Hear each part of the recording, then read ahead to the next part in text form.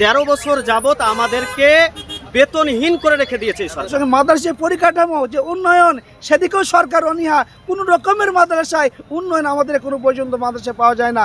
রাজ্যে তৃণমূল সরকার ক্ষমতায় আসার পর থেকে বছরের পর বছর মাদ্রাসার শিক্ষকরা আন্দোলন করছে তাদের ন্যায্য অধিকারের জন্য। একদিক থেকে আমরা দেখি বিজেপি সবসময় প্রায় বলে যে তৃণমূল মুসলিম তোষণ করছে, সব কিছু মুসলিমদের দিয়ে দিল গো, কান্নাকাটি করে সবসময় সব কিছু মুসলিমদের দিয়ে দিল গো।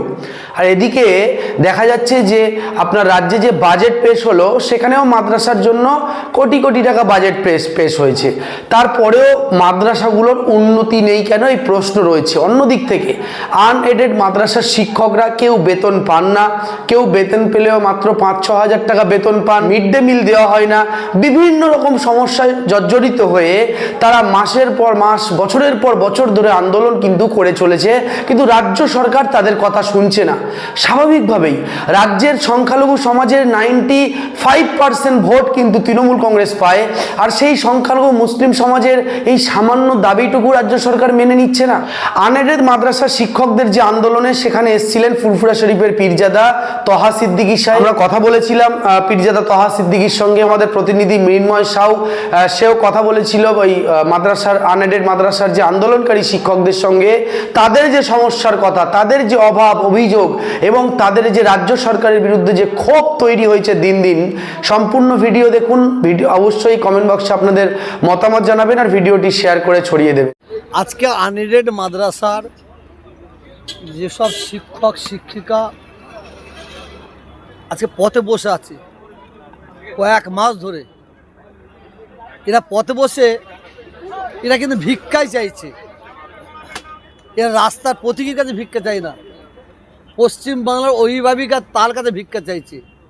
কারণ পশ্চিমবাংলার মুখ্যমন্ত্রী মমতা ব্যানার্জি যে প্রতিশ্রুতি দিয়েছিলেন সেই প্রতিশ্রুতি অনুযায়ী উনি কাজ করেন না, সেই দাবি নিয়ে আজকে এসেছেন। যেমন এদের দাবি আছে 235টা মোট মাদ্রাসা, 2500 মোট শিক্ষক, ছাত্র ছাত্রীদের মিড ডে মিল, ব্যাগ, জুতা, পোশাক, সাইকেল, কন্যাশ্রী এরা পায় না।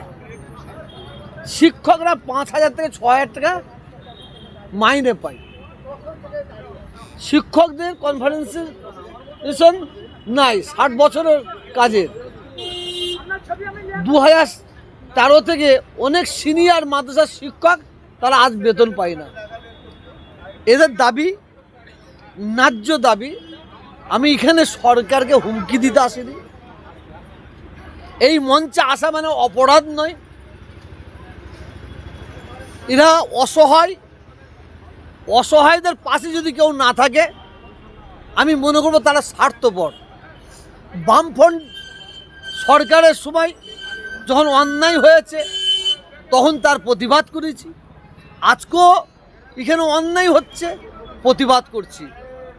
আমি জানি এখানে আসার কারণে আমাকে কেউ বিজেপি স্ট্যাম্প মারবে, কেউ আইএসএফের স্ট্যাম্প মারবে, কেউ রুহুল আমিন ওর স্ট্যাম্প মারবে, কেউ হুমায়ুনের স্ট্যাম্প মারবে, যে যা মারে মারুক।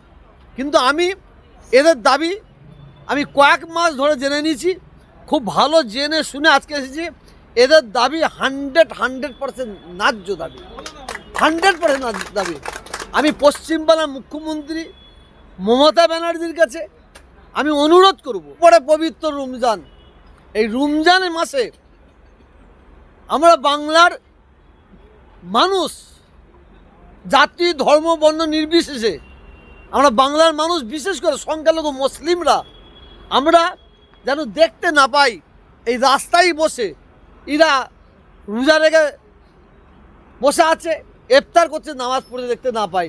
আমি নিশ্চয়ই, আমার বিশ্বাস মুখ্যমন্ত্রী এদের দাবি পবিত্র রমজানের মাসের মধ্যে মিটাবে, এইটা আমার বিশ্বাস। কেন এতদিন ধরে এখনো পর্যন্ত পথে বসে আছেন? আমাদের দাবিগুলি, আমার দাবি হচ্ছে আমরা দীর্ঘ 13 বছর থেকে আমরা মাদ্রাসায় শিক্ষকতা করি, আমরা পাঠে যাওয়া আসা করি, কিন্তু এখনও পর্যন্ত আমাদের সিনিয়র মাদ্রাসায় 17 জন শিক্ষক, তার মধ্যে 10 জন বেতন পায়। এখনও পর্যন্ত আমরা 7 জন বেতন পাই না। তবু আমরা সেই ছাত্রদের দিকে লক্ষ্য করে কিভাবে তাদেরকে আগিয়ে নিয়ে যাওয়া যায় সেদিকে লক্ষ্য রেখে আমরা ধারাবাহিক আমরা মাদ্রাসায় গিয়ে পড়াশোনা করাই, কিন্তু এখনও পর্যন্ত আমরা 1 টাকা বেতন পাইনি। এ সরকার কি চাইছে আমরা জানিনি, আমাদের সঙ্গে এরকম কেন ব্যবহার করছে। আমাদের মাদ্রাসায় 2017 সালে ওয়েস্ট বেঙ্গল মাদ্রাসা পরীক্ষায় দ্বিতীয় পজিশন অধিকার করেছিল, সেকেন্ড হয়েছিল, কিন্তু আমরা এত মেহনত করি পড়াশোনা করার পরেও আমাদের মাদ্রাসা থেকে আমাদেরকে বঞ্চিত করে রেখেছে সরকার। আজও পর্যন্ত আমরা 7 জন শিক্ষক 1 টাকাও পাইনি, তবু আমরা শিক্ষকতা করে চলেছি। তা আমরা আবেদন করব এই সরকারকে অবিলম্বে যে সমস্ত শিক্ষকরা বঞ্চিত হয়ে আছে তারা যেন সেই শিক্ষকগুলোকে অবিলম্বে তাদের বেতন দেওয়া হয়, তার ব্যবস্থা সরকার করতে হবে, এটা আমাদের দাবি। তার সঙ্গে সঙ্গে মাদ্রাসায় মিড ডে মিল, মাদ্রাসায় যায় ছোট ছোট ছেলেরা পড়াশোনা করে, তারা জিজ্ঞাসা করে স্যার আমরা কি মিড ডে মিল পাবো না, দুপুরকার খানা খেতে পাবো না? আমরা বলি সামনে সেশন পাবে। এই সেশন করতে করতে 21 সাল থেকে 5 বছর হয়ে গেল, আজও পর্যন্ত ছোট ছোট বাচ্চাদের মিড ডে মিল দেওয়া হয় না, তাদের সবুজ সাথী দেওয়া হয় না, তাদেরকে ব্যাগ জুতো কিছুই দেওয়া হয় না, তাদের কোনো রকমের ছাত্রছাত্রীদের সুযোগ সুবিধা দেওয়া হয় না, তার সঙ্গে মিড ডে মিল তো পায় না, তার সঙ্গে মাদ্রাসায় পরিকাঠামো যে উন্নয়ন সেদিকেও সরকার অনীহা। কোনো রকমের মাদ্রাসায় উন্নয়ন আমাদের এখনো পর্যন্ত মাদ্রাসায় পাওয়া যায় না। সব দিকে কেন, কিসের জন্য সরকার করছে, কি দেখছে? শুধু সংখ্যালঘু বলে সরকারকে আমরা 2 হাত ভরে ভোট দিয়েছিলাম, সরকারকে আমাদেরকে ব্যবহার করছে কেন? এই সমস্ত মাদ্রাসা পিছিয়ে পড়া মাদ্রাসা দেখলে বুঝতে পারবেন, সব থেকে গ্রাম এলাকার মাদ্রাসা, যে গ্রামের ছেলেরা পড়াশোনা শিক্ষা বলতে তার পায় না, তাদেরকে ধরে ধরে নিয়ে গিয়ে ওই মাদ্রাসা শিক্ষা দেওয়া হয়।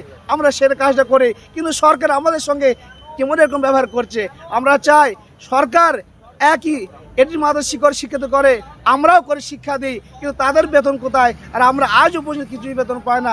যাতে আমরা বেতন পাই, এই সরকারকে তার জন্যে ব্যবস্থা করার জন্য অবিলম্বে আমাদের বঞ্চিত শিক্ষকদেরকে বেতন চালু করতে হবে। এটা আমাদের জোর দাবি, এটা আমরা যাচ্ছি, অবিলম্বে আমাদের বেতন চালু করতে হবে। যেমন আমরা পরিশ্রম করে তার পরিশ্রম আমাদেরকে দিতে হবে অবিলম্বে। যদি না দেয়, এই 26 সালে আমরাও দেখিয়ে দেবো আমরা রাস্তায় আছি। আজ আমাদেরকে রাস্তায় বিড়ালের সঙ্গে কুকুরের সঙ্গে আমাদের থাকতে হচ্ছে। ওই সরকারকে ওই 14 তলা থেকে তাদেরকে নিচে আমরা নামিয়ে দেবো। এই 26 সালে আমরা বুঝিয়ে দেবো যদি আমাদেরকে ন্যায্য দাবি না দেয়। সে সময় আসছে, শুধু সময়ের অপেক্ষা, ওর কোনো লালবাতি থাকবে না। আমরা যখন কষ্ট করছি তাদেরকে ভাবতে হবে যে এই মাদ্রাসায় আজ দেখুন কত শিক্ষক, এখানে আজ কত শিক্ষক ফুটপথে পড়ে আছে। আজ তাদের ছেলেদেরকে ছেড়ে, মাকে ছেড়ে, বাড়ি ঘর ছেড়ে, ফ্যামিলি ছেড়ে এই ফুটপথে পড়ে আছে। তা আমরা বলতে চাই এই সরকারকে অবিলম্বে ভাবা দরকার, ভাবতে হবে ওকে যে কোনো সময় আমাদের আনন্দ চালু করতে হবে, আমাদের বেতনকে চালু করতে হবে। বেতন মানে আর চলবে না, সেদিন নেই, সময় পরিবর্তন চলে এসেছে, সেদিকে লক্ষ্য করে আমাদের বেতন চালু করতে হবে এবং তার সঙ্গে সঙ্গে মাদ্রাসার ছাত্র মিড ডে মিল থেকে শুরু করে এগুলো চালু করতে হবে। এটাই আমাদের দাবি। সরকারের তরফ থেকে কি আপনাদের দাবির কোনো সুরাহা মিটেছে এখনো পর্যন্ত, না কোনো রকম কোনো যোগাযোগ করা হয়নি আপনাদের? আমাদের 5 দফা দাবি গিয়েছিল 10 তারিখে পিবি সালিমের টেবিলে বসেছিল। আমাদের 5 দফা দাবি মৌখিকভাবে 2টো দাবি মান্যতা তাও ঠিক মতো দেয়নি, কিন্তু আমাদের শিক্ষকরা চাইছে ওরকম যতক্ষণ পর্যন্ত আমাদের 5 দফা দাবি না মানা হবে ততক্ষণ পর্যন্ত এখান থেকে আমরা 1 ফুটের রক্তবিন্দু সল থাকা আমরা উঠে যাব না। আমাদের পূর্ণ দাবি আমাদেরকে 5 দফাই মানতে হবে। আমরা 5 দফার দাবি যতক্ষণ আমরা না পাচ্ছি ততক্ষণ পর্যন্ত আমরা এই জায়গা থেকে উঠে যাব না। এটা আমাদের সরকার কাছে, এটা আমাদের জোর দাবি। আপনারা রাজপথে প্রায় কতদিন আছেন? আজ আমাদের 63 দিন চলছে। 63 দিন মানে 2 মাস 3 দিন চলছে। এই কঠোর শীত চলে গেল, সেই শীতও শিক্ষকের এখানে শুয়ে থাকতো। এত শীতের মধ্যে ওই সরকারের ঘুম ভাঙে না। সরকার 14 সাল থেকে ঘুম ভাঙে না। বেতন পায় না 6,000, 5,000, 12,000 টাকা বেতন, কীভাবে সংসার চালাবে?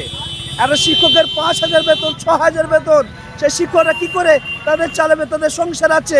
আবার কিছু শিক্ষক একবারে বেতন পায় না, তারা বা তারা কী করে সংসার চালাবে? সেই জন্য আমি বলতে চাই এই সরকারকে অবিলম্বে আমাদের বেতনগুলো চালু করতে হবে, একটা সামঞ্জস্য আনতে হবে, সমকাজে সম বেতন দিতে হবে সরকারকে। এটা আমাদের জোর দাবি। আপনার নাম? আমার নাম মোহাম্মদ মারফত পীর। আমরা কেন রাজপথে আছি এটা বৃহৎ একটা প্রশ্ন। রাজপথে ইতিপূর্বে আর একটা শিক্ষা প্রতিষ্ঠান রাজবংশী, তাদেরকেও তো আমাদের সঙ্গে সঙ্গে তাদেরকে কিন্তু এডেড করে দিয়েছেন।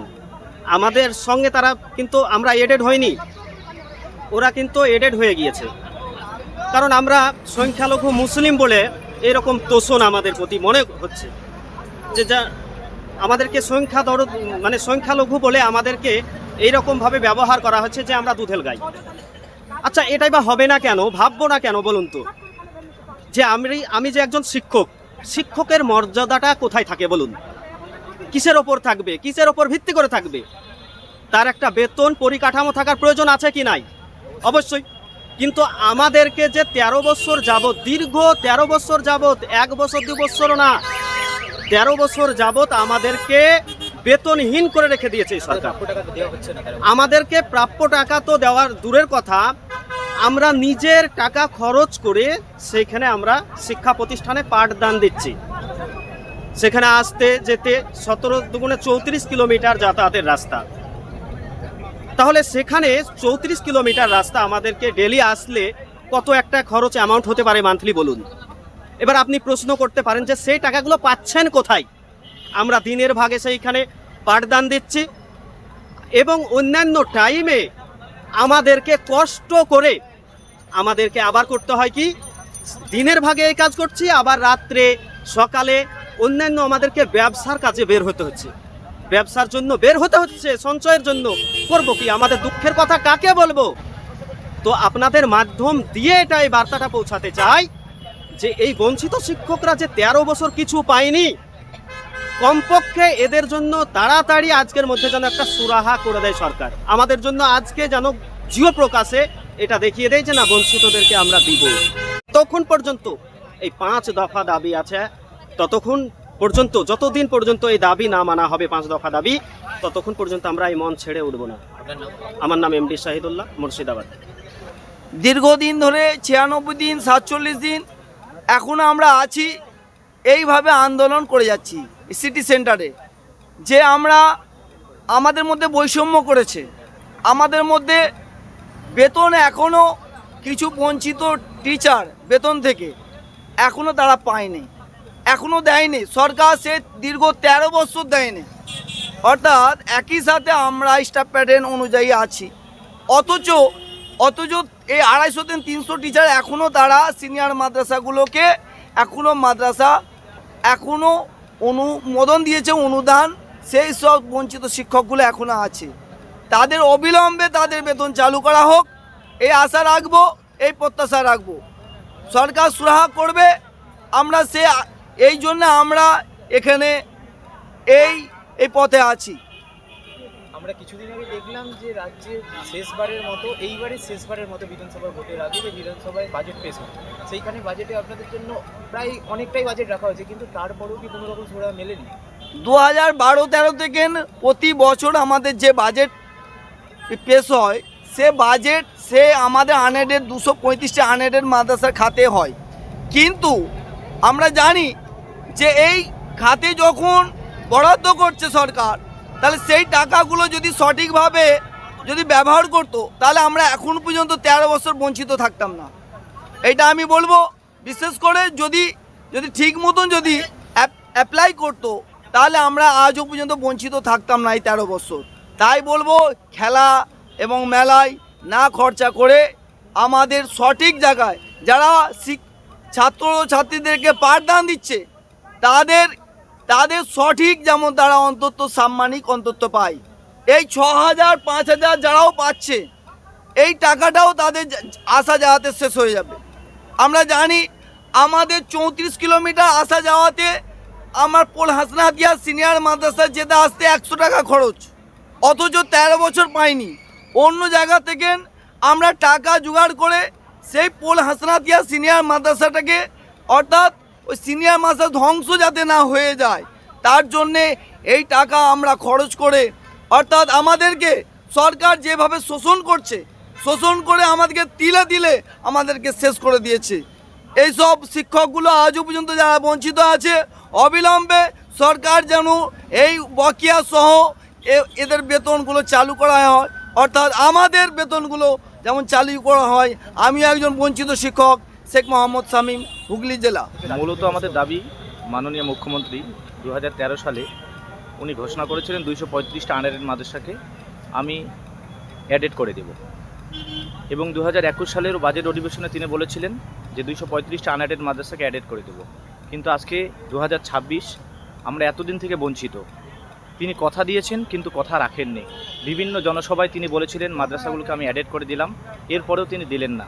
তাই আমরা বিভিন্ন অফিস আদালতে আমরা বারংবার তাদের কাছে আমরা বিভিন্ন রকমের দাবিপত্র তাদেরকে জমা দিয়েছি, কিন্তু আমাদেরকে কোনো রকমের কর্ণপাত করেননি।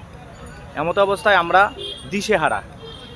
কলকাতা হাইকোর্টের পারমিশন নিয়ে অনির্দিষ্টকালের জন্য আমরা এখানে বসেছি। মাননীয় মুখ্যমন্ত্রী অনতিবিলম্বে যেন আমাদের দাবি দাওয়া মেনে নেয়, তার জন্য আপনাদের চ্যানেলের মাধ্যমে করজোড়ে আবেদন করছি। আমরা তো দেখলাম বিধানসভার কিছুদিন আগে বিধানসভার বাজেট অধিবেশন হয়েছিল, কিন্তু আপনাদের জন্য কোনো কিছু সেই বাজেটে কি রাখা ছিল? বাজেটে অনেক কিছু আমাদের জন্য রেখেছে, কিন্তু আমাদের জন্য শুধু বাজেটেই করে, কিন্তু সেটা কি খাতে খরচ করে একমাত্র তারাই বলতে পারবে। 2011 সালে দিদি তার পূর্বে ঘোষণা করেছিলেন যে সিপিএম সরকার যদি বিদায় নেই, আমি যদি 2011 সাল যদি ক্ষমতায় আসি তাহলে 10,000 মাদ্রাসা দেব। উনি 10,000 দিতে পারেননি, এখন পর্যন্ত উনি 235টা দিতে পেরেছেন প্রথম ফেজে, কিন্তু অনুমোদন দিয়েছে রিকগনাইজ মাদ্রাসা বোর্ডের আন্ডারে, কিন্তু তার ভরণ পোষণ যা যা লাগে উনি বাস্তবায়ন করেননি। নগণ্য আমাদের যা বেতন দিচ্ছে, সামান্যটুকু বেতন বর্তমান জিনিসপত্রের অনুপাতে আমাদের কিছু দিচ্ছে না। আমাদের যাতায়াত, স্কুল যাতায়াতের সমস্ত টাকা খরচ হয়ে যাচ্ছে। প্রত্যেক ফ্যামিলিতে তার বৃদ্ধ মা, বৃদ্ধ বাবা, তার ছোট ছোট ছেলে, কচি কচি বাচ্চা, তারা ভালো স্কুলে কোনো পড়াতে পারছে না, সঠিক জায়গা বাস্তবায়ন করছে না, এমনকি ডাক্তার পানি তারা খরচ পায় না, সেই টাকা ওখান থেকে যাতায়াতে শেষ হয়ে যায়। তাই দিদিকে আমি অনুরোধ করব, এই 235টা আনএডেড মাদ্রাসাকে একটু ভালো চোখে দেখুন, করজোড়ে অনুরোধ করছি। দিদি আপনি একটু কর্ণপাত করুন আমাদের এই 235টি আনএডেড মাদ্রাসাকে, যেন আমরা মাথা উঁচু করে শিক্ষকের দাবি নিয়ে আমরা এখানে যে আন্দোলন আমরা দীর্ঘদিন থেকে 63 দিন থেকে আমরা করছি, সেই দাবিকে যেন মান্যতা দেই। এবং ছাত্রছাত্রীদের আহার, দুপুরে খাওয়া, মিড ডে মিল, পোশাক, জুতো, ব্যাগ, এই সমস্ত আমাদের দাবি। এমনকি বঞ্চিত টিচার, আমাদের সঙ্গে স্টাফ প্যাটার্ন অনুপাতে তাদেরও অবশ্যই বেতন দেওয়া উচিত, যেহেতু তারা দীর্ঘদিন থেকে 13 বছর থেকে তারা লেগে আছে, পঠন পাঠন দিতেই আছে। তারা বিনা পয়সায় তারা সংসার চলবে কি করে? এটা যুক্তিসঙ্গত। দিদি আপনি একটু দয়া করুন, বঞ্চিতদেরকেও কিছুদিন বেতন তাদের চালু করুন, এবং আমাদের সঠিক পথে আমাদের যেগুলো টাকা অ্যালটমেন্ট হয়েছে সেই টাকা সঠিক পথের জন্য খরচ হয়। মিড ডে মিল, ছাত্রছাত্রীদের পোশাক, 235টা আনএডেড মাদ্রাসা, মাস্টারমশাইরা যেন মাথা উঁচু করে চলতে পারে, এই কথাটি আমি রাখছি। মোহাম্মদ শফিকুল শেখ।